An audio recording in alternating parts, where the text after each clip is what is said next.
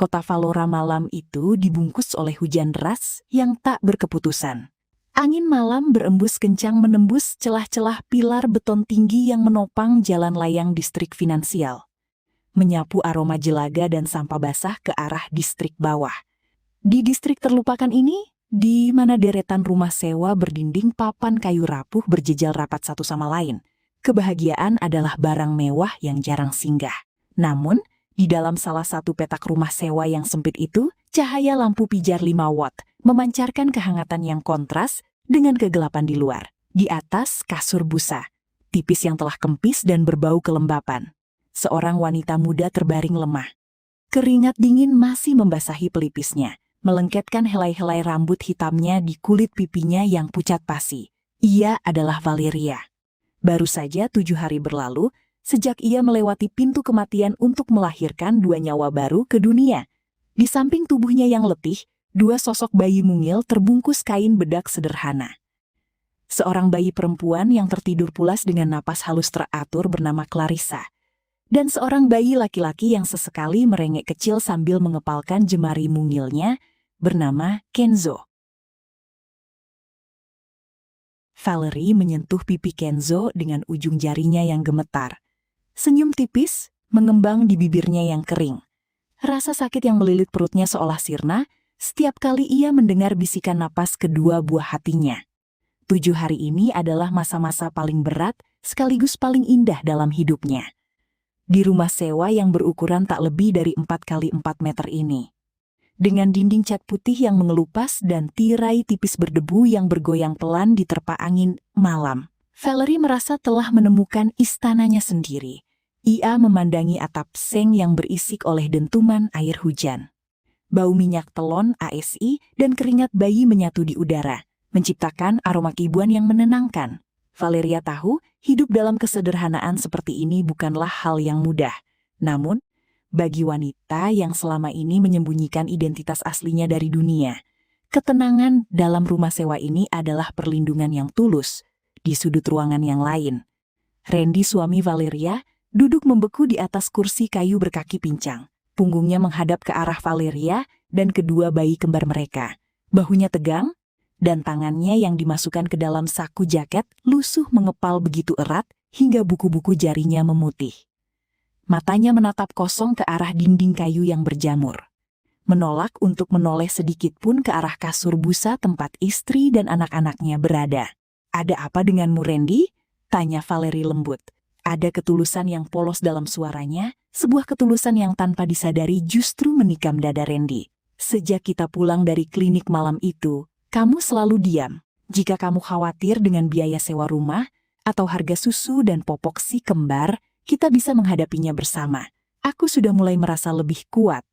Minggu depan aku bisa kembali bekerja membuat kerajinan tangan untuk dijual ke pasar." Kata-kata Valerie seperti pisau bermata dua yang menghujam benak Randy. Di dalam kepalanya, kata-kata dari ibunya, Nyonya Helena, mengaum tanpa henti bagaikan badai yang menghancurkan seluruh nuraninya. 2 hari lalu, Randy diam-diam mendatangi Ethelgard Tower. Gedung pencakar langit megah di pusat kota yang menjadi markas besar kekaisaran bisnis keluarganya. Di ruang kerja, berdinding marmer dan berhiaskan lampu kristal mahal. Nyonya Helena telah melempar ultimatum mematikan tepat di depan wajah Randy. "Kamu adalah putra tunggal keluarga Ethelgard." Gema suara Nyonya Helena kembali membakar ingatan Randy. "Seluruh harta, nama besar, dan saham Ethelgard Corporation ada di tanganmu. Tapi kamu tega mencoreng wajah keluarga kita dengan menikahi wanita gelandangan dari gang sampah. Dan sekarang, kamu malah membiarkan wanita miskin itu melahirkan 2 anak haram di rumah sewa kumuh. Mereka bukan anak haram. Ibu, mereka cucu ibu." Randy sempat membela diri saat itu dengan suara gemetar. Nyonya Helena berdiri dari kursi kebesarannya, menatap Randy dengan tatapan mata yang dingin bagai es abadi. "Cucu? Aku tidak sudi memiliki cucu dari rahim wanita miskin tanpa kas. Dengarkan baik-baik, Randy. Pilihanmu hanya 2. Ceraikan wanita itu sekarang juga. Buang dia dan anak-anaknya dari hidupmu. Lalu nikahi Lady Evelyn dari Grand Holdings, atau aku akan menghapus namamu dari seluruh surat warisan, memblokir semua rekeningmu, dan membiarkanmu membusuk di jalanan sebagai pengemis. Ancaman itu meracuni seluruh pikiran Randy. Mengingat kehidupan mewah yang pernah dinikmatinya, mobil sport mengkilap, pakaian desainer terkenal, penghormatan dari para pengusaha papan atas, dibandingkan dengan hidup prihatin di rumah sewa kumuh bersama Valerie. Keserakahan Randy dengan cepat membunuh sisa-sisa cintanya. Bagi Randy yang lemah dan materialistis, keberadaan Valerie dan si kembar kini tak ubahnya batu penambat yang menyeretnya jatuh ke dalam kemiskinan abadi. Randy berdiri dari kursi kayunya secara mendadak. Gerakannya yang kasar membuat kursi itu terbalik dan menghantam lantai papan dengan bunyi keras. Valerie terkejut. "Randy?" Randy menarik napas panjang, menatap dinding tanpa berani menatap mata istrinya. "Aku harus pergi sekarang. Ada urusan penting yang harus kubereskan di luar." Valerie merasakan hawa dingin merambat di sepanjang tulang belakangnya. "Pergi kemana?" "Ini hampir tengah malam dan hujan sangat deras." "Bukankah kamu bilang lusa baru akan mencari pekerja sampingan?" "Jangan banyak bertanya," bentak Randy keras. Ini adalah pertama kalinya Randy membentak Valeria dengan penuh kemarahan sejak mereka menikah 2 tahun lalu. "Urus saja anak-anak itu, tidak usah mencampuri urusanku." Randy menyambar jaketnya, membuka pintu rumah sewa dengan kasar, lalu melangkah keluar menembus kegelapan malam dan lebatnya hujan. Pintu rumah sewa itu membentur kusen kayu dengan keras, meninggalkan Valeria dalam keheningan yang mencekik. Valerie memandangi pintu yang tertutup rapat. Air mata yang selama seminggu ini ditahannya perlahan menetes, membasahi pipinya yang pucat. Namun, di balik rasa sakit akibat bentakan suaminya, intuisi Valerie yang tajam, intuisi yang diasah sejak kecil di lingkungan elit kekaisaran bisnis, mulai membaca arah angin. Ia tahu masa-masa penyamarannya telah mencapai titik akhir. 3 hari berlalu sejak malam di mana Randy melangkah pergi menembus hujan. Selama 72 jam itu, rumah sewa kecil di distrik bawah tenggelam dalam keheningan yang mematikan. Tidak ada suara langkah kaki Randy, tidak ada pesan singkat dan tidak ada kabar berita. Valerie merawat Kenzo dan Clarissa, seorang diri dengan sisa-sisa tenaganya. Setiap kali si kembar menangis menuntut ASI atau kehangatan, Valerie memeluk mereka rapat-rapat ke dadanya. Rasa sakit di tubuhnya akibat proses persalinan yang berat belum sepenuhnya pulih, tetapi rasa sakit di hatinya jauh lebih membakar. Ia memberi waktu bagi Randy untuk berpikir, memberi kesempatan bagi nurani suaminya untuk memilih antara keluarga kecil mereka atau bayang-bayang kekayaan ibunya. Namun, harapan ketulusan itu musnah pada pagi hari ke-8. Sebuah mobil sedan hitam mewah beratap rendah berhenti di ujung gang sempit distrik bawah, menarik perhatian warga sekitar yang lusuh. Dari dalam mobil, keluar seorang pria berpakaian jas rapi membawa selembar amplop coklat tebal.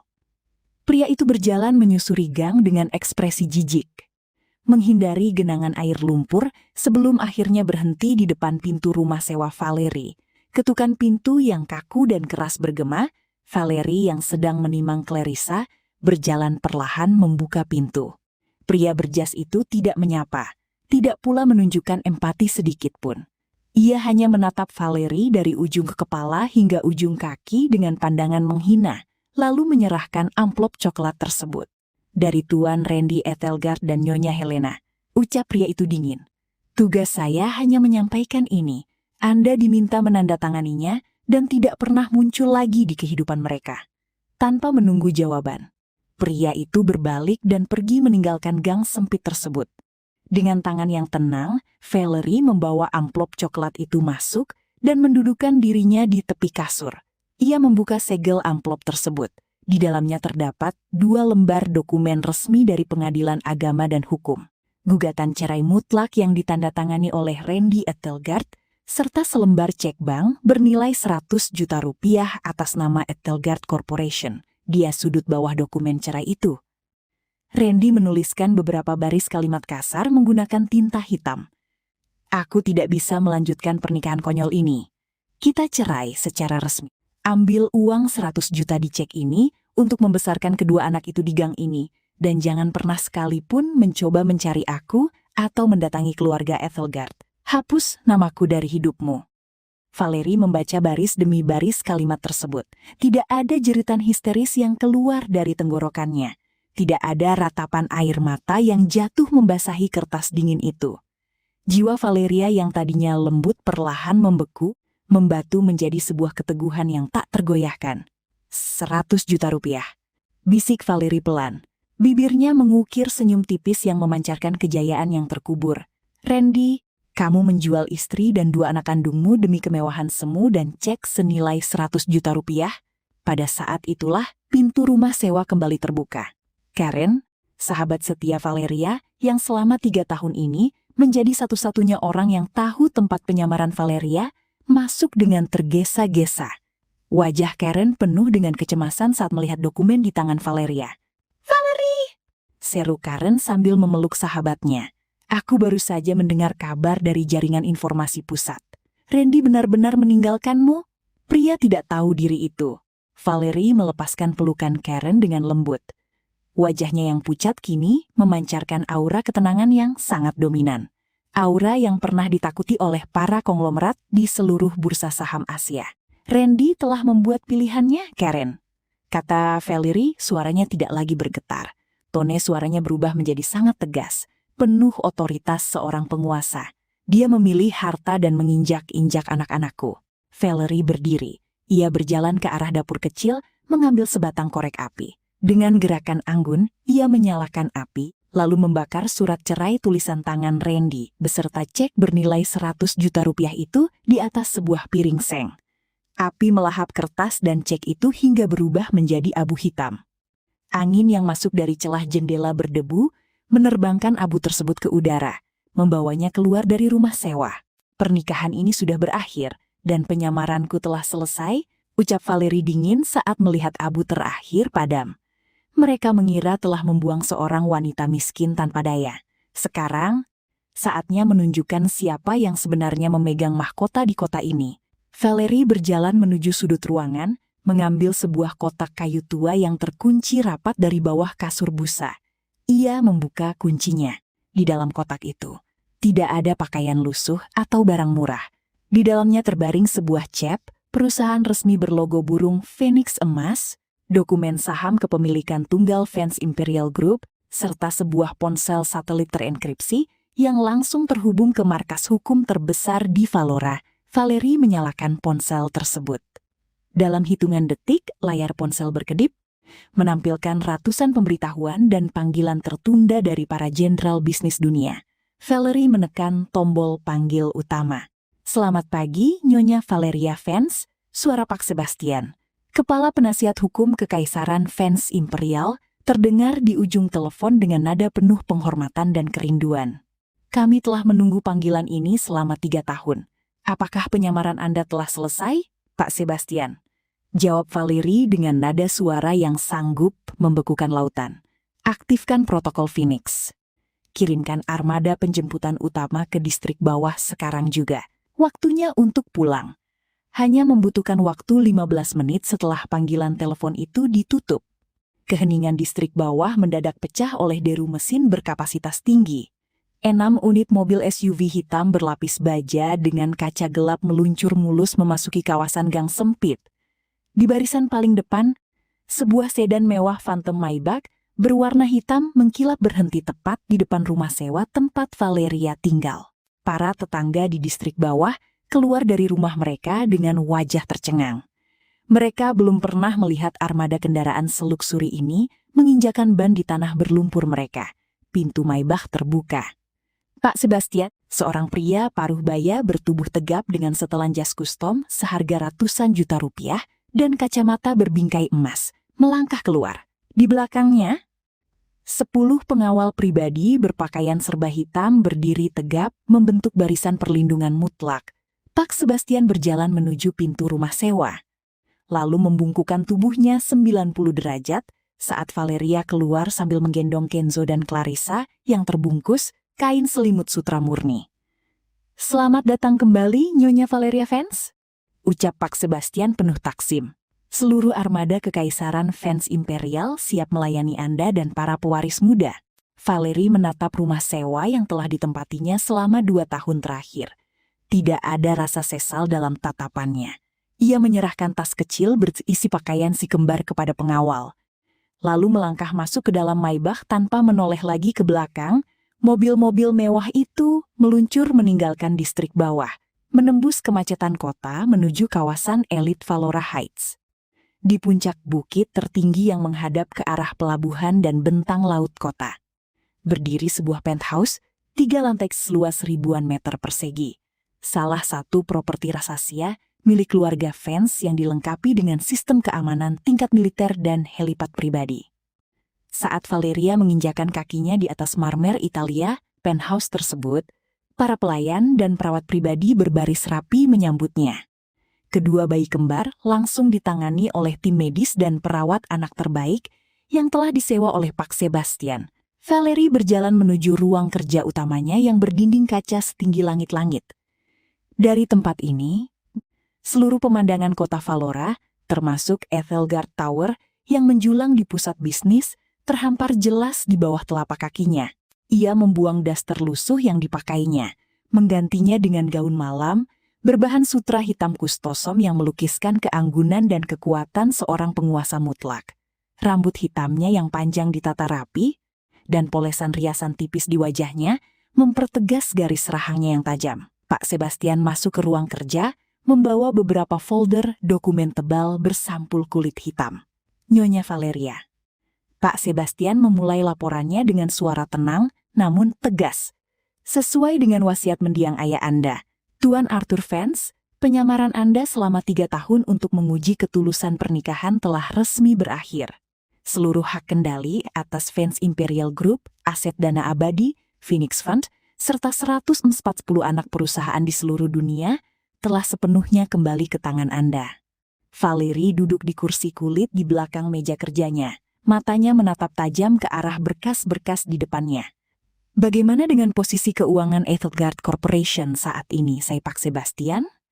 Tanya Valerie dingin. Pak Sebastian tersenyum tipis, membuka folder pertama. Ethelgard Corporation yang dipimpin Nyonya Helena saat ini terlihat sangat megah dari luar. Namun, secara internal, struktur keuangan mereka sangat rapuh.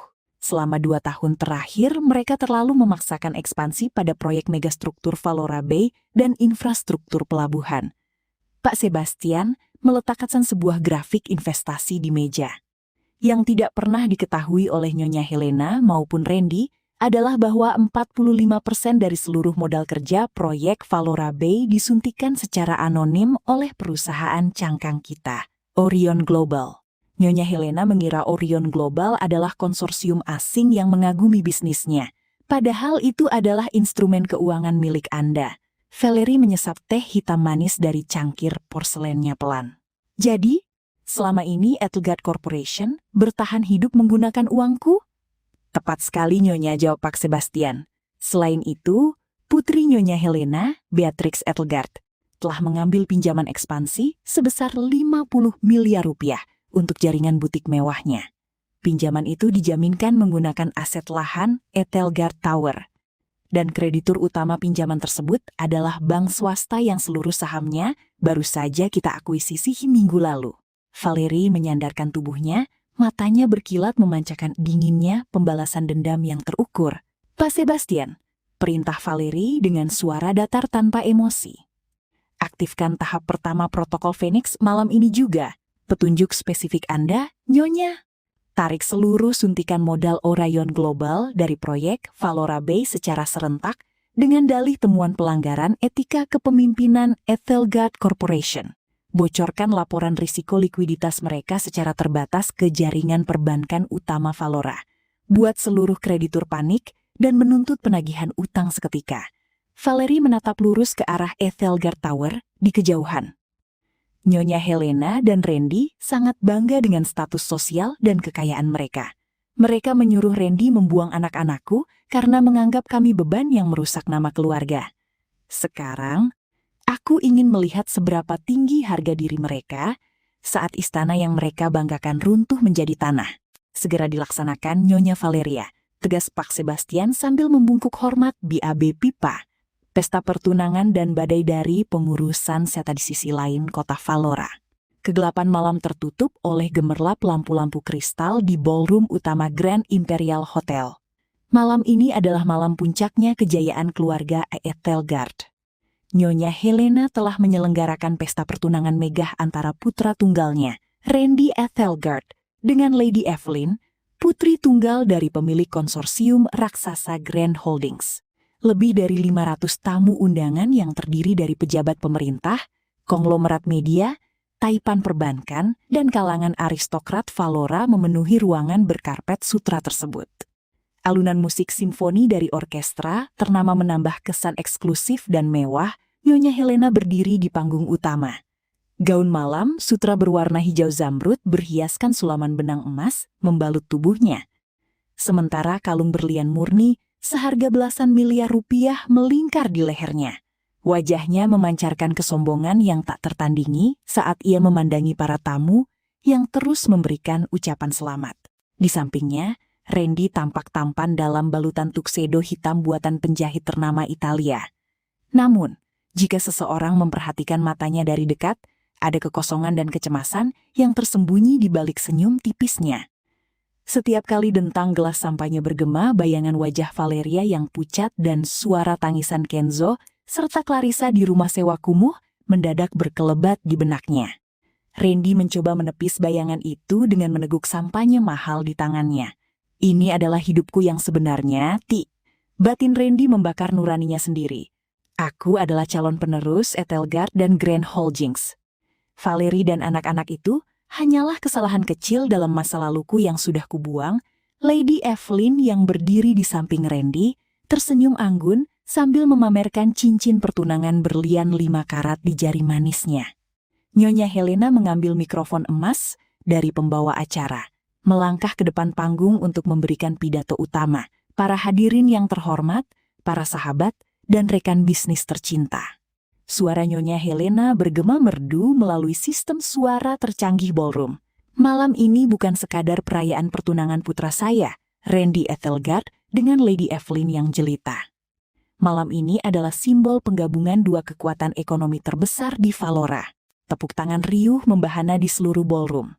Keluarga Ethelgard selalu memegang teguh martabat, kasta, dan kesucian dinasti. Lanjut Nyonya Helena dengan tawa kecil yang penuh keangkuhan. Kami telah membuang semua benalu dan pengganggu yang mencoba merusak nama besar kami di masa lalu. Malam ini, kami melangkah menuju puncak kejayaan yang tak tertandingi.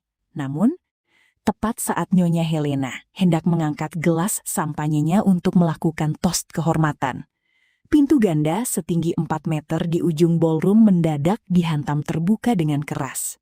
Suara dentuman pintu kayu berat itu menghentikan alunan musik orkestra secara seketika. Seluruh tamu undangan menoleh dengan terkejut ke arah pintu masuk. Sekelompok pria berjas hitam tegap dengan lambang resmi Pengadilan Tinggi Valora dan Departemen Eksekusi Hukum melangkah masuk dengan barisan kaku.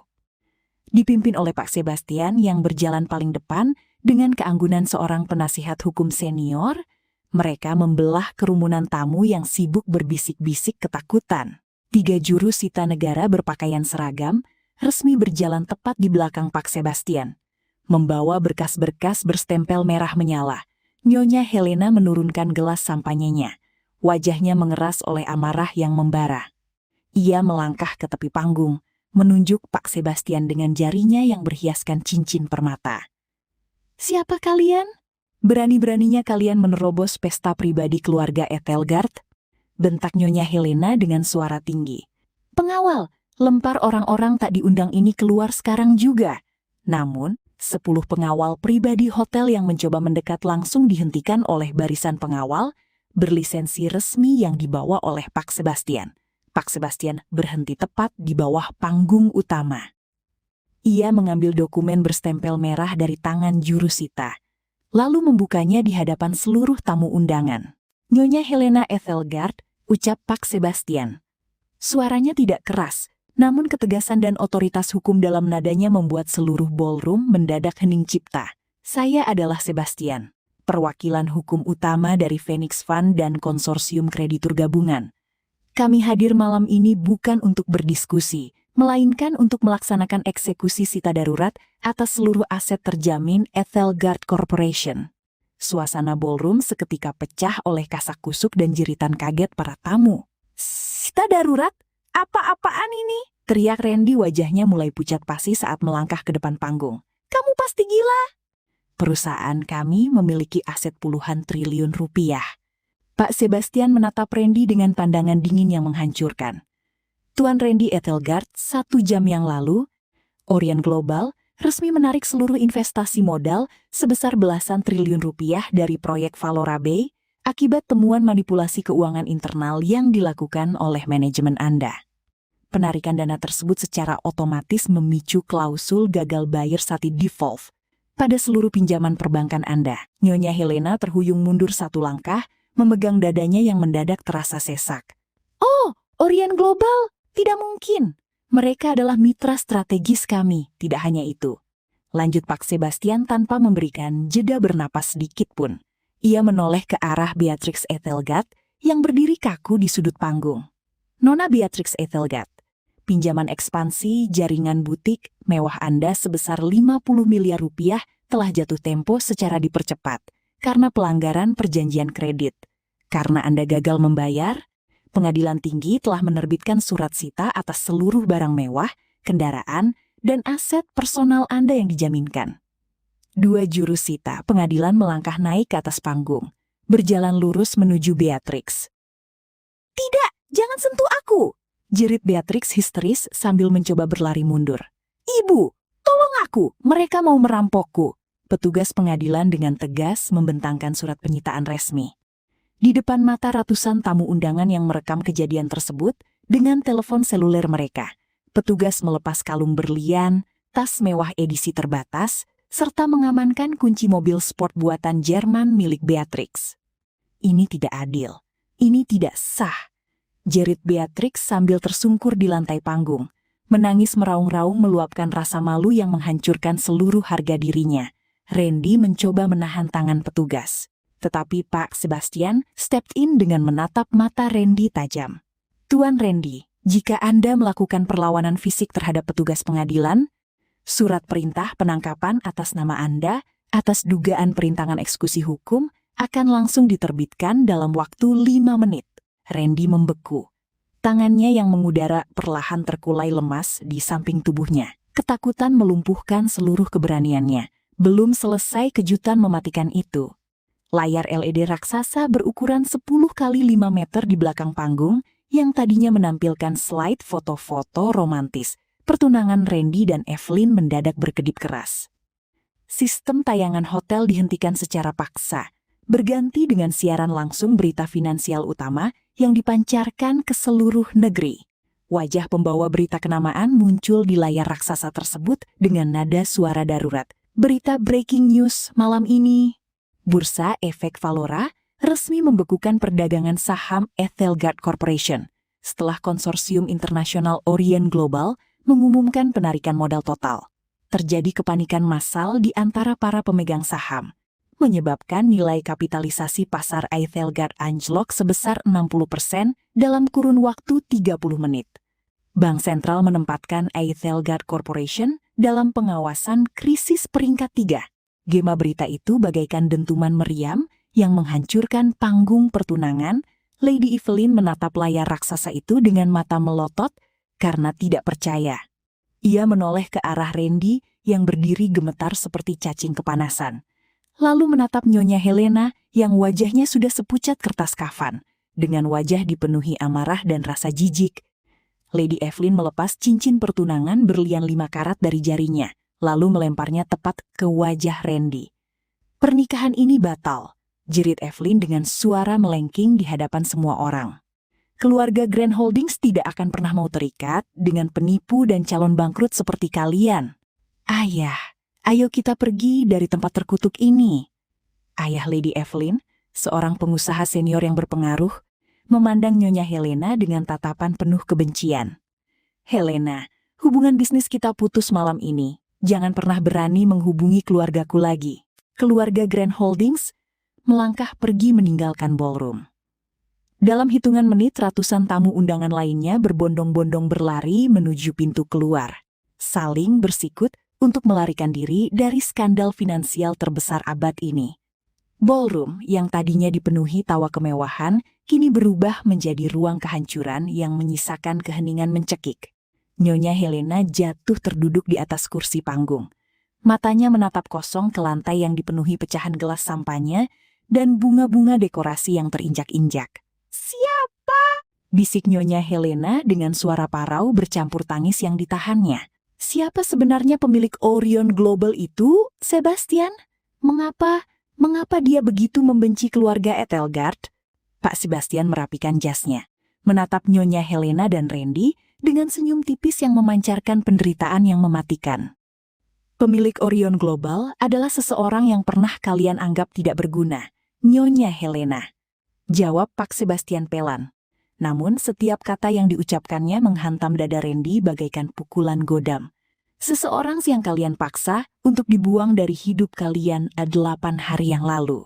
Pak Sebastian berbalik, melangkah pergi meninggalkan keluarga Etelgard yang hancur berkeping-keping di atas panggung pesta pertunangan mereka yang gagal total. Keesokan harinya, kota Valora diselimuti oleh berita tunggal yang mendominasi seluruh surat kabar, stasiun televisi, dan media sosial. Foto Nyonya Helena yang menangis di panggung pertunangan dan penyitaan barang-barang mewah Beatrix menjadi headline utama dengan judul bombastis, "Runtuhnya Dinasti Etelgard." Dari kehormatan menuju kebangkrutan massal, dalam semalam di dalam Etelgard Tower yang kini sepi dan mencekam, Nyonya Helena duduk di ruang kerjanya. Lampu-lampu kristal yang biasanya menyinari ruangan itu dimatikan untuk menghemat energi, meninggalkan suasana remang-remang yang suram. Di mejanya, tumpukan surat tagihan utang dari belasan bank dan ancaman gugatan hukum dari para pemegang saham menggunung bagai bukit kemandulan. Nyonya Helena memegangi kepalanya yang terasa mau pecah. "Randy, cepat cari tahu siapa pemilik Phoenix Fund. Kita harus memohon negosiasi. Kita harus menjual sisa saham kita sebelum pengadilan menyita seluruh gedung ini." Randy yang duduk di sofa dengan pakaian yang belum diganti sejak semalam mengangkat kepalanya perlahan. Di dalam benaknya, kata-kata terakhir Pak Sebastian di ballroom terus berulang bagaikan gema tak bertepi. "Seseorang yang pernah kalian anggap tidak berguna. Seseorang yang kalian paksa untuk dibuang 8 hari yang lalu. Sebuah ketakutan yang teramat sangat. Sebuah kecurigaan yang begitu gila, namun masuk akal. Mulai menjalar di sepanjang jaringan saraf Randy." "Ibu," bisik Randy, suaranya bergetar hebat. Apakah mungkin Orion Global dan Phoenix Fund itu ada hubungannya dengan Valerie?" Nyonya Helena mendongak, menatap putranya dengan tatapan mata melotot murka. "Kamu gila, Randy. Otakmu sudah tidak berfungsi. Valerie itu cuma wanita gelandangan miskin dari distrik bawah. Dia bahkan tidak punya uang untuk membeli susu bayi. Bagaimana mungkin wanita rendahan seperti dia memimpin konsorsium triliunan rupiah?" "Tapi Bu," teriak Randy, meluapkan seluruh kegelisahan yang memuncak di dadanya. "Rasa-rasanya ada yang salah selama 2 tahun aku menikah dengannya, dia tidak pernah mengeluh. Dia memiliki ketenangan yang aneh saat menghadapi kesulitan. Dan Pak Sebastian, pengacara yang memimpin penyitaan kemarin, aku pernah melihat namanya tercetak di salah satu majalah hukum bisnis internasional sebagai penasihat pribadi keluarga Vance." "Cukup," bentak Nyonya Helena, memukul meja kerjanya. "Jangan membawa nama wanita sampah itu di depanku. Jika kamu memang penasaran, pergi ke rumah sewanya sekarang. Lihat sendiri bagaimana dia sedang membusuk dan meratapi nasibnya karena kamu ceraikan, tanpa membuang waktu." Randy menyambar kunci mobil lamanya, satu-satunya kendaraan yang belum disita petugas, dan memacunya dengan kecepatan tinggi menuju distrik bawah. Ketika mobilnya tiba di ujung gang sempit yang kotor, Randy melompat keluar dan berlari menembus genangan air hujan. Langkah kakinya tergesa-gesa, jantungnya berdegup kencang oleh rasa bersalah yang bercampur dengan harapan membumbung tinggi. Ia berharap menemukan Valerie yang sedang menangis memeluk si kembar, sehingga ia bisa berpura-pura menjadi pahlawan, memeluknya, dan meminta bantuan. Namun, saat Randy tiba di depan pintu rumah sewa kecil itu, harapannya terhempas ke dasar jurang. Pintu rumah sewa itu terbuka sedikit, bergoyang diterpa angin.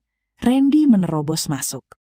Rumah sewa itu kosong melompong, kasur busa tipis telah dibersihkan, pakaian-pakaian lusuh telah lenyap, dan tidak ada lagi aroma minyak telon atau bau keringat bayi di udara. Yang tersisa hanyalah debu tipis dan piring seng di sudut lantai. Piring seng tempat Valerie membakar surat cerai dan cek 100 juta rupiah milik keluarga Ethelgard.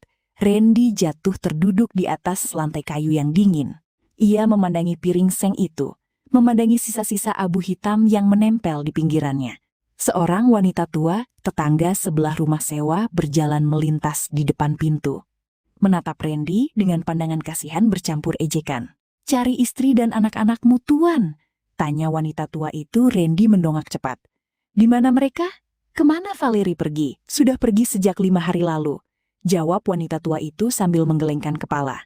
Malam itu, puluhan mobil mewah hitam datang menjemputnya. Pria-pria berjas mahal membungkuk hormat padanya, memanggilnya Nyonya Besar Vance. "Wanita yang dulu kamu telantarkan itu ternyata bukan orang sembarangan, Tuan. Kamu telah membuang berlian demi mengejar batu jalanan." Kata-kata wanita tua itu bagaikan petir yang menghantam tempurung kepala Randy. "Nyonya Besar Vance," gumam Randy, matanya membelalak kaku. "Valeria Vance." "Valeria Vance?" Seluruh potongan teka-teki yang membingungkan selama ini mendadak terhubung dalam benak Randy dengan kejam. Valeria Vance adalah putri tunggal dari Arthur Vance, pendiri kekaisaran bisnis Vance Imperial Group yang legendaris, kekaisaran yang kekayaannya berada di puncak piramida ekonomi Asia. Valerie menyamar menjadi wanita miskin bukan karena ia tidak berharta, melainkan untuk menguji cintanya.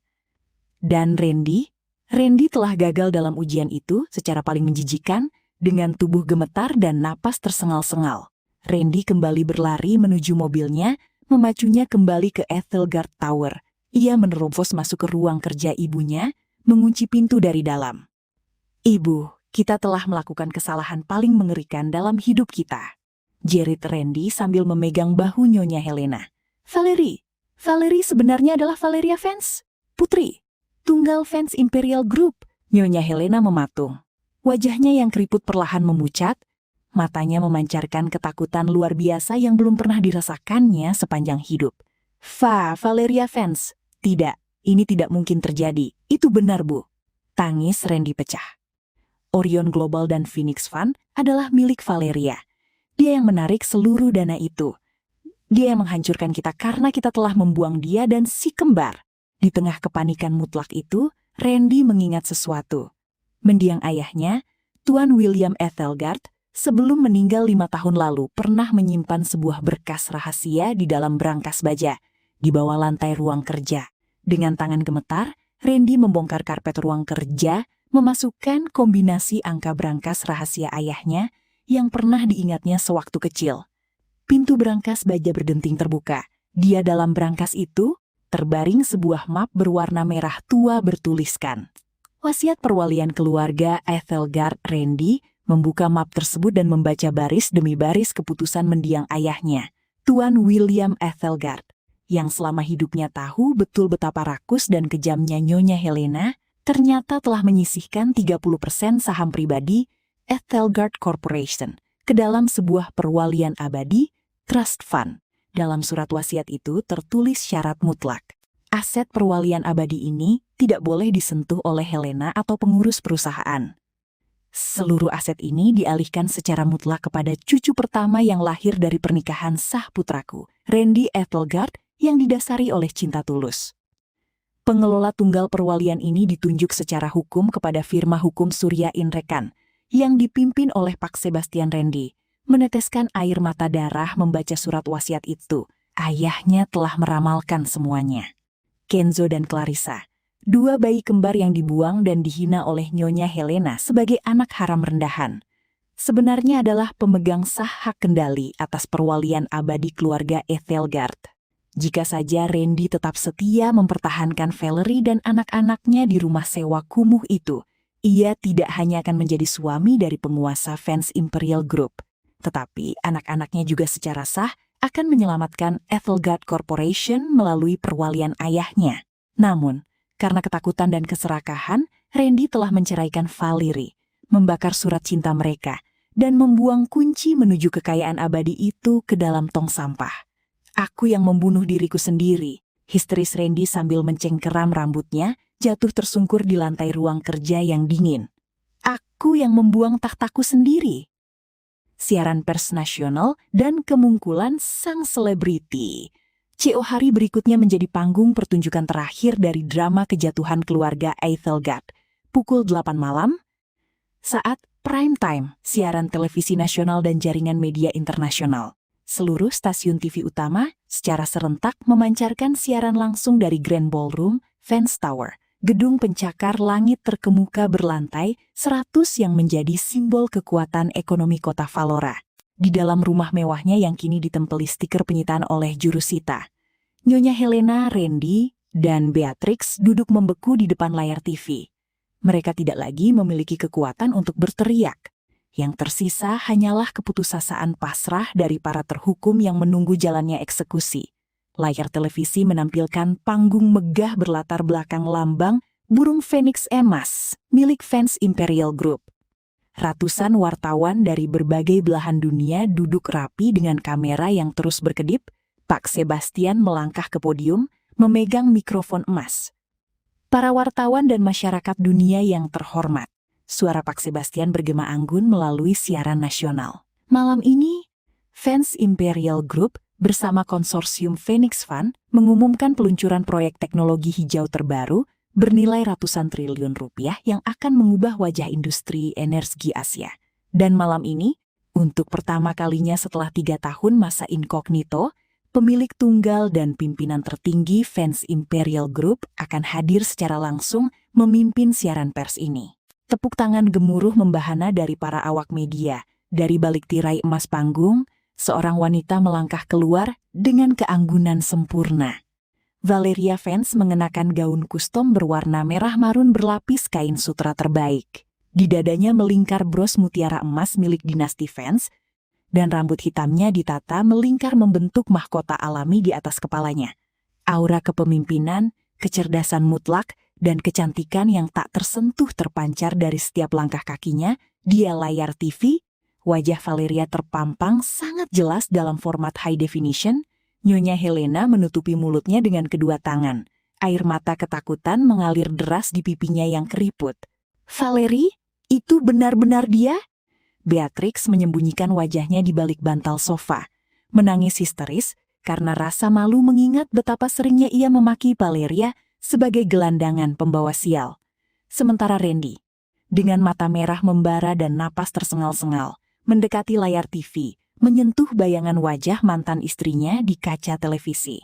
"Valerie," bisik Randy lirih, suaranya dipenuhi penyesalan yang membakar jiwanya hingga menjadi abu. "Maafkan aku. Maafkan aku." Di panggung siaran pers, Valeria berdiri di depan podium. Tersenyum ramah, namun dingin ke arah kamera. "Selamat malam dunia." Suara Valeria terdengar merdu, namun memancarkan kekuatan yang sanggup menggoncangkan pasar saham dalam hitungan detik. "Saya adalah Valeria Fans. Selama 3 tahun terakhir, saya memilih hidup dalam kegelapan, menyembunyikan identitas saya untuk memahami arti ketulusan manusia di balik topeng harta dan kekuasaan." Valerie memegang mikrofonnya lebih erat. Matanya menatap lurus ke arah lensa kamera utama, seolah-olah ia sedang menatap langsung ke dalam manik mata Randy dan Nyonya Helena di balik layar TV mereka. "Dalam perjalanan itu," lanjut Valeria dengan nada tegas yang memotong keheningan malam, "saya menyaksikan bagaimana keserakahan sanggup membunuh nurani seorang manusia.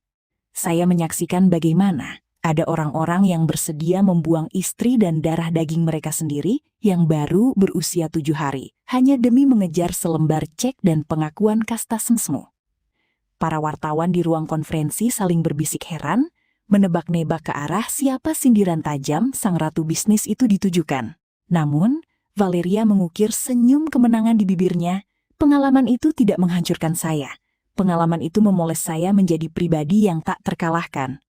Malam ini, saya mengumumkan bahwa Vance Imperial Group telah mengambil alih seluruh sisa proyek infrastruktur di kota Valora. Kami telah membubarkan perusahaan-perusahaan yang dikelola oleh jiwa-jiwa yang korup dan tidak beretika. Valerie mengangkat tangannya, memberikan isyarat kepada petugas di samping panggung. 2 orang perawat pribadi berwajah hangat melangkah ke panggung membawa 2 kereta bayi kerajaan buatan Inggris berukirkan benang emas. Di dalam kereta bayi tersebut, Kenzo dan Clarissa yang mengenakan pakaian bayi sutra putih tertawa gembira, melambaikan tangan mungil mereka ke arah sorotan lampu kamera. Valerie mendekati kereta bayi itu, menggendong Kenzo di lengan kirinya dan Clarissa di lengan kanannya dengan kehangatan seorang ibu sejati. Dunia harus tahu, ucap Valeria dengan suara dipenuhi kebanggaan seorang ratu. Kedua malaikat kecil ini, Kenzo Fans dan Clarissa Fanses, adalah satu-satunya pewaris sah dari seluruh dinasti dan kekayaan Fans Imperial Group. Siapapun yang pernah menghina mereka, siapapun yang pernah membuang mereka sebagai anak miskin tak berguna, malam ini harus menyaksikan bagaimana kedua bayi ini berdiri di atas puncak dunia.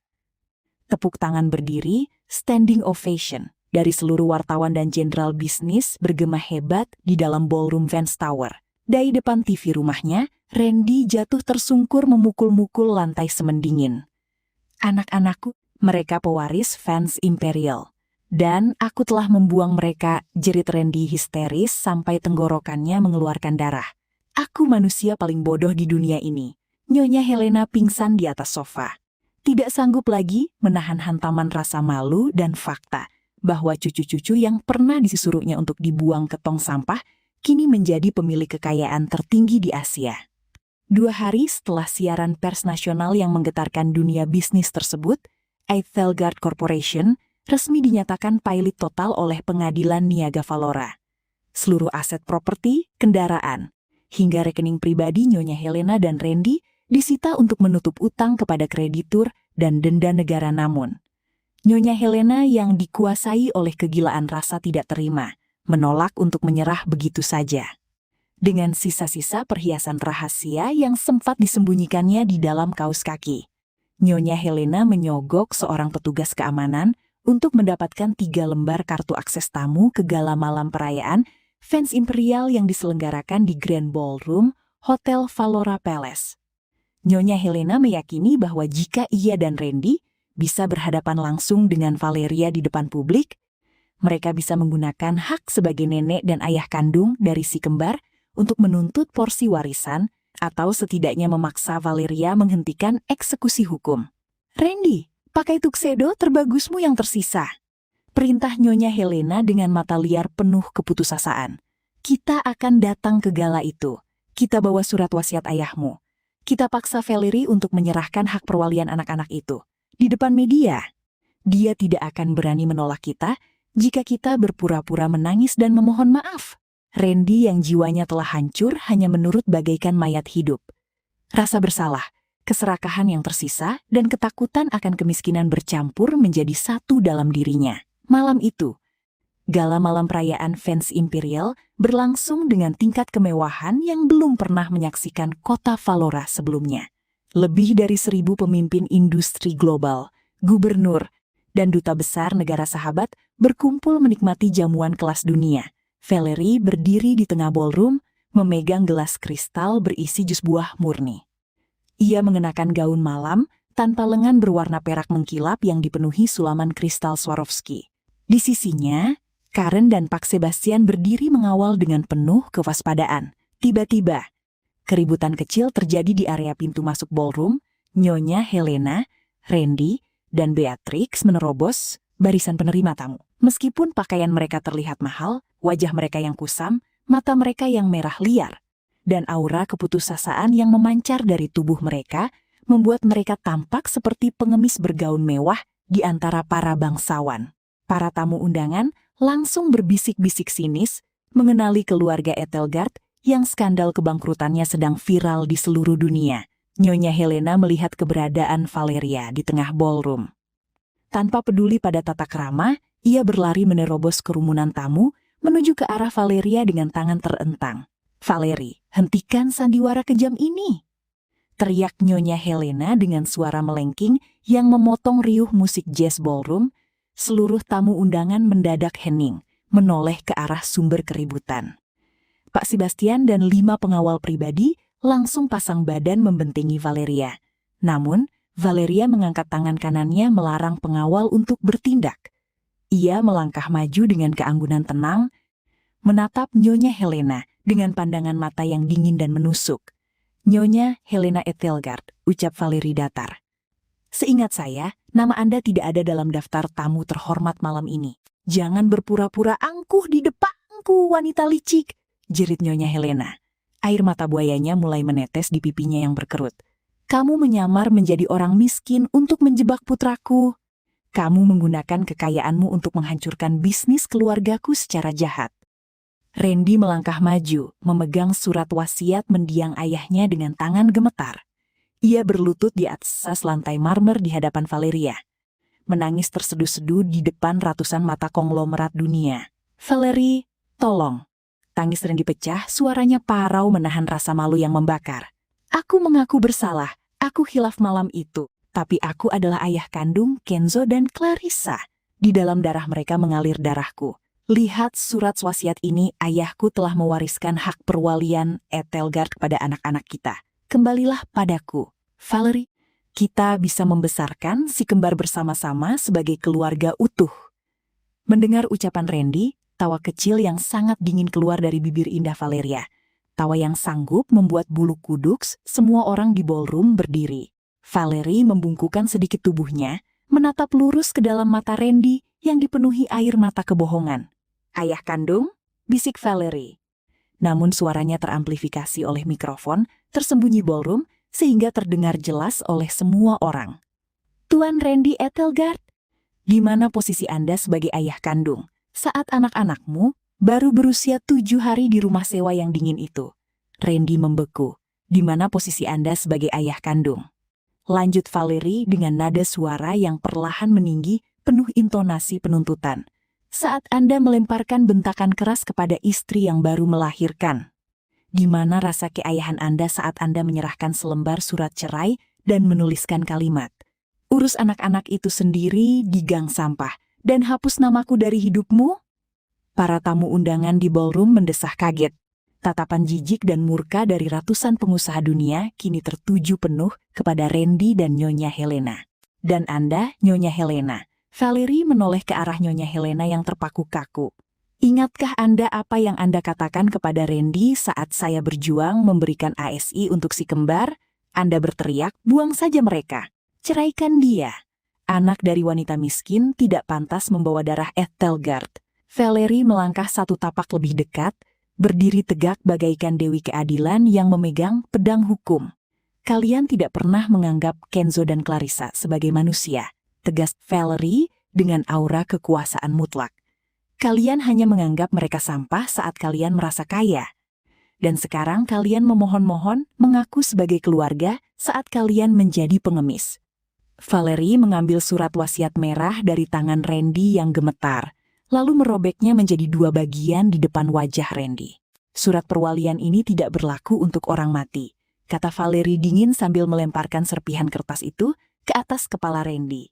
"Di mata hukum dan di mata Tuhan, hak pengasuhan mutlak Kenzo dan Clarissa berada di tanganku.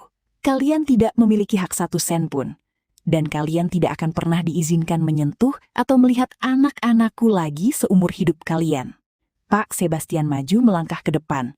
"Petugas keamanan, geloyor orang-orang ini keluar dari gedung Fans Palace sekarang juga, dan terbitkan larangan mendekat restraining order dalam radius 5 kilometer. 10 pengawal bertubuh raksasa langsung mencengkeram lengan Nyonya Helena, Randy, dan Beatrix. "Lepaskan aku. Aku Nyonya Helena Ethelgard," jerit Nyonya Helena histeris saat tubuhnya diseret melintasi lantai marmer ballroom. "Valerie, maafkan aku, Kenzo, Clarissa," jerit Randy meraung-raung bagai orang gila saat pengawal menarik tubuhnya keluar dari ballroom, meninggalkan jejak air mata penyesalan di atas lantai perayaan sang ratu. 1 bulan berlalu sejak malam konfrontasi di Grand Ballroom Fans Palace. Kota Valora telah bergerak maju, meninggalkan puing-puing sejarah kebangkrutan Ethelgard Corporation yang kini telah resmi dihapus dari pendaftaran bisnis negara. Seluruh aset properti mereka telah dilelang oleh negara dan dibeli oleh Fans Imperial Group untuk dijadikan kawasan fasilitas umum, dan rumah singgah gratis bagi para ibu tunggal yang kurang mampu. Nyonya Helena Ethelgard, setelah kehilangan seluruh kekayaannya dan menanggung rasa malu publik yang mematikan, mengalami serangan stroke berat. Ia kini terbaring kaku di bangsal kelas 3 sebuah rumah sakit umum daerah. Tidak mampu lagi berbicara atau berjalan. Matanya yang dulu penuh kesombongan, kini hanya bisa menatap langit-langit kamar rumah sakit yang retak. Meratapi kejatuhannya dalam kesepian yang tak bertepi Beatrix Ethelgard, yang tidak pernah belajar bekerja kasar seumur hidupnya, melarikan diri ke kota pelabuhan kecil di pinggiran negara. Hidup dari sisa-sisa penjualan pakaian bekas, dikejar-kejar oleh penagih utang pribadi, dan menghabiskan sisa mudanya dalam ketakutan serta kemiskinan yang dulu selalu dihina dan dibencinya. Namun, hukuman paling tragis dan menyiksa diberikan oleh takdir kepada Randy Ethelgard. Valerie secara khusus memerintahkan Pak Sibast untuk tidak memasukkan Randy ke dalam penjara atas dugaan pelanggaran keuangan. Valerie tahu penjara adalah pelarian yang terlalu mudah bagi pria yang telah membunuh nuraninya sendiri. Valeria ingin Randy tetap hidup di dunia nyata untuk merasakan siksaan penderitaan jiwa setiap detik dalam napasnya. Di kawasan dok pelabuhan utama Valora, di mana kapal-kapal kargo raksasa milik Vance Imperial bersandar setiap hari, Randy kini bekerja sebagai buruh panggul dan pembersih kontainer harian. Pria yang dulunya mengenakan tuxedo buatan Italia dan mengendarai mobil sport mengkilap itu, kini mengenakan pakaian kain terpal kotor berbau minyak pelumas dan keringat busuk. Tangannya yang dulu halus, kini penuh kapalan kasar dan luka bekas sayatan besi kontainer. Setiap hari, dari pukul 5 pagi hingga 8 malam, Randy harus mengangkat karung-karung berat di bawah sengatan matahari pantai yang membakar kulitnya. Upah harian yang diterimanya hanya cukup untuk membeli sepiring nasi bungkus murah dan menyewa sebuah kamar sempit berdinding seng di pinggiran pelabuhan, kamar yang jauh lebih kumuh dan panas dibandingkan rumah sewa, tempat ia pernah membuang Valerie. Setiap kali jam istirahat siang tiba, Randy duduk di tepi dermaga yang kotor, menatap layar televisi gantung di warung makan buruh pelabuhan. Di siaran televisi, berita tentang Valeria Vance selalu menjadi topik utama. Wajah mantan istrinya yang cantik anggun dan memancarkan kejayaan selalu muncul memimpin berbagai forum ekonomi dunia. Dan yang paling menyiksa jiwa Randy adalah setiap kali stasiun TV menampilkan liputan tentang Kenzo dan Clarissa. Kedua anak kembar yang dulu dibuangnya saat berusia 7 hari, kini tumbuh menjadi balita yang sangat sehat, cerdas, dan dilimpahi kehangatan. Di TV si kembar terlihat tertawa gembira di dalam taman istana Vance, didampingi oleh Gabriel, seorang pria aristokrat dermawan dan pengusaha penerbangan yang kini telah menjadi suami baru Valeria. Pria tulus yang mencintai Valeria dan mencintai Kenzo serta Clarissa seperti darah dagingnya sendiri. Randy menggenggam sepiring nasi murahnya dengan tangan gemetar. Air matanya menetes jatuh membasahi nasi dingin yang dimakannya. "Aku yang membuang mereka," bisik Randy pada dirinya sendiri dengan suara parau yang hancur. "Aku yang membuang malaikat-malaikat kecil itu. Aku yang menjual surgaku demi neraka ini." Rasa sakit akibat penyesalan yang terlambat adalah racun yang membakar dada Randy setiap kali ia bernapas. Tidak ada lagi kesempatan kedua, tidak ada lagi maaf. Yang tersisa hanyalah bayangan masa lalu dan kenyataan pahit bahwa ia telah menghancurkan hidupnya sendiri dengan tangannya sendiri. Sementara itu, di puncak Bukit Valora Heights, matahari sore memancarkan sinar keimasan yang menembus jendela kaca penthouse Vance Imperial. Valerie berdiri di balkon luas yang menghadap ke arah laut lepas. Rintik angin sore yang hangat berembus lembut memainkan helai-helai rambut hitamnya. Di tangannya, seangkut cangkir teh porselen hangat memancarkan aroma melati yang menenangkan. Dari dalam ruang keluarga penthouse, suara tawar yang Kenzo dan Clarissa bergema bersahut-sahutan saat mereka bermain kejar-kejaran bersama Gabriel dan Karen. Suara tawa anak-anak itu adalah melodi terindah yang menyembuhkan seluruh luka di masa lalu Valeria. Pak Sebastian melangkah keluar ke balkon, membungkuk hormat dengan senyum hangat di wajahnya. "Laporan sore ini, Nyonya Valeria," ucap Pak Sebastian lembut. "Seluruh program Yayasan Perlindungan Ibu dan Anak di 100 kota telah berjalan sempurna. Proyek energi hijau Fans Imperial juga telah resmi beroperasi hari ini. Valerie menoleh, tersenyum anggun menatap penasihat hukum setianya. Terima kasih, Pak Sebastian. Terima kasih, karena selalu menjaga janji kepada mendiang ayahku, itu adalah kehormatan tertinggi dalam hidup saya, Nyonya. Jawab Pak Sebastian tulus. Bagaimana dengan kondisi di pelabuhan? Apakah Anda ingin mengubah penempatan posisi Tuan Randy? Valerie menatap ke arah pelabuhan di kejauhan, tempat kapal-kapal kargo raksasa berlayar membelah samudra.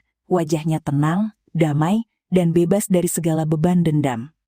Biarkan dia di sana, Pak Sebastian, ujar Valeria pelan namun pasti. Setiap manusia harus memetik buah yang ditanamnya sendiri. Dia telah memilih jalannya, dan aku telah menemukan tahtaku. Valerie berbalik, melangkah masuk ke dalam ruang keluarga yang hangat, menyambut pelukan hangat dari Kenzo dan Clarissa yang berlari ke arahnya. Ratu telah kembali ke tahtanya, membawa mahkota ketulusan dan kemenangan abadi yang tak akan pernah terhempas oleh zaman. 3 tahun kemudian, kota Valora telah berubah menjadi megapolitan paling modern di Asia Pasifik. Di bawah kepemimpinan Valerie Fans, Fans Imperial Group tidak hanya tumbuh menjadi raksasa ekonomi yang tak tertandingi, tetapi juga menjadi simpul perubahan sosial bagi jutaan keluarga yang membutuhkan pertolongan. Vance Foundation for Women and Children kini memiliki cabang di lebih dari 50 negara. Ribuan wanita yang ditinggalkan, ditelantarkan, atau menjadi korban ketidakadilan mendapatkan perlindungan hukum gratis, tempat tinggal yang layak, serta pelatihan kewirausahaan agar mereka bisa berdiri tegak di atas kaki mereka sendiri. Seperti yang pernah dilakukan oleh Valeria Fans di halaman belakang Istana Fans yang membentang seluas ribuan meter persegi. Bunga-bunga mawar putih mekar sempurna diterpa sinar matahari pagi. Kenzo dan Clarissa, yang kini telah berusia 4 tahun, berlari gembira di atas rumput hijau yang tebal. Kenzo tumbuh menjadi bocah laki-laki yang cerdas, pemberani, dan memiliki binar mata yang tajam seperti kakeknya, Arthur Fans. Sementara Clarissa tumbuh menjadi putri cilik yang sangat anggun, penyayang, dan pandai memainkan piano. Ibu, lihat! Burung kakatua putih itu hinggap di jendela. Jerit Clarissa gembira sambil memegang gaun putih mungilnya dan berlari menghampiri Valerie. Valerie yang duduk di gazebo taman bersama Gabriel dan Pak Sebastian tersenyum hangat. Ia meletakkan cangkir tehnya, lalu berlutut merengkuh Clarissa dan Kenzo ke dalam pelukannya. Gabriel merangkul bahu Valerie dari samping, menatap kedua anak itu dengan pendar kasih sayang yang tulus dari seorang ayah sejati. Mereka tumbuh begitu cepat, Valerie. Puji Gabriel lembut. Setiap hari, aku bersyukur kepada Tuhan karena diberikan kesempatan untuk menjaga kalian bertiga. Valerie menatap mata Gabriel, melihat ketulusan murni yang dulu tidak pernah ditemuinya dalam diri Randy. Terima kasih Gabriel, kamu telah memberi anak-anakku rumah yang penuh cinta dan rasa aman yang sesungguhnya. Pak Sebastian berdiri di samping gazebo, memegang map laporan tahunan dengan senyum puas. Nyonya Valeria, kata Pak Sebastian. Laporan pengembangan Universitas Riset Baru milik Fans Imperial di luar kota telah rampung. Nama Kenzo Fans dan Clarissa Fans resmi dicatat sebagai pembina abadi institusi tersebut. Valerie mendongak menatap langit biru kota Valora yang bersih. Jauh di bawah bukit, di area pelabuhan yang penuh debu dan asap mesin kargo, seorang pria paruh baya dengan tubuh kurus dan pakaian terpal, lusuh sedang mengangkut peti kayu berat di atas bahunya. Pria itu adalah Randy. Setiap kali dadanya sesak karena lelah, ia menatap ke arah bukit Valora Heights yang berdiri megah di kejauhan. Ia tahu, di atas bukit itu, di dalam istana yang megah, wanita yang dulu diinjak-injaknya, kini hidup bahagia bersama anak-anak yang telah dilupakannya. Randy menyapu air matanya yang mengering di pipinya yang kotor. Melangkah tertatih memikul beban peti kayu berikutnya dalam penyesalan abadi yang tak akan pernah berakhir. Di atas bukit, Valerie memeluk erat Kenzo dan Clarissa. Ia tahu, badai telah berlalu selamanya. Air mata dan penderitaan di rumah sewa kumuh distrik bawah telah bertransformasi menjadi kekuatan yang mengabadi. Ratu telah menjaga mahkotanya, dan kedua pangeran dan putri kecilnya kini berjalan di atas jalan cahaya yang tak akan pernah padam.